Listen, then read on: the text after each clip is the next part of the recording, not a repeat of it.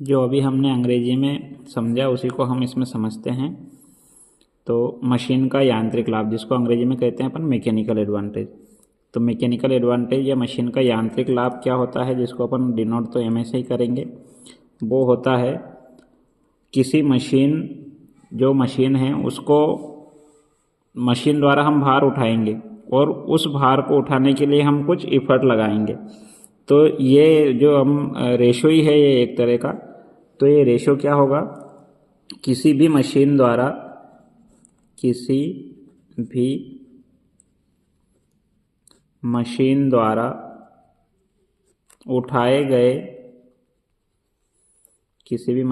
उठाए गए भार, जिसको हम किससे डिनोट करेंगे, W से। किसी भी मशीन द्वारा उठाए गए भार तथा उस मशीन पर लगाए गए आयास, जिसको अंग्रेजी में हम इफर्ट कहते हैं और जिसको P से डिनोट करते हैं। तो किसी भी मशीन द्वारा उठाए गए भार तथा उस मशीन पर लगाए गए आयास के अनुपात को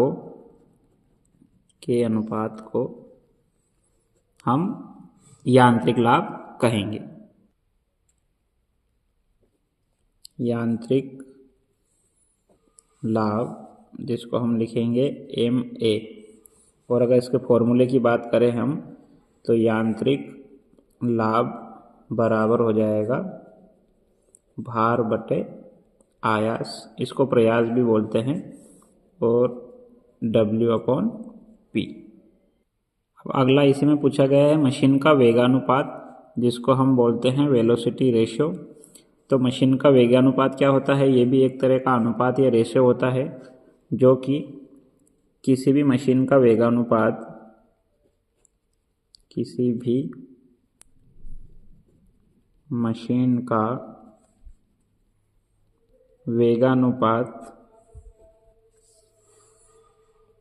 उस मशीन के आयास द्वारा चली गई दूरी, जिसको हम डिनोट करेंगे Y से, तथा किसी भी मशीन के आयास द्वारा चली गई दूरी तथा उस मशीन के भार द्वारा चली गई दूरी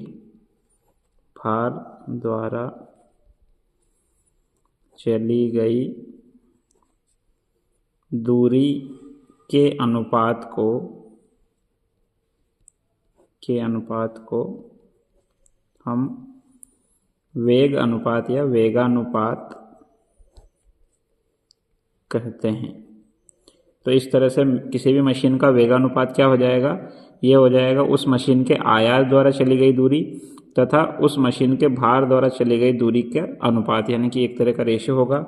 तो मैथमेटिकली अगर हम इसको लिखें फॉर्मूले के रूप में, तो वेगानुपात या वेलोसिटी रेशियो बराबर हो जाएगा Y/X। तो यहाँ Y क्या है, आयास द्वारा चली गई दूरी, और X क्या है, भार द्वारा चली गई दूरी, जिसको हम X से डिनोट करेंगे। भार द्वारा चली गई दूरी को हम X से डिनोट करते हैं। तो इस तरह से ये अपना इसका भी फॉर्मूला बन जाएगा। तो वेगानुपात बराबर हो जाएगा आयास द्वारा चली गई दूरी और नीचे आ जाएगा भार द्वारा चली गई दूरी।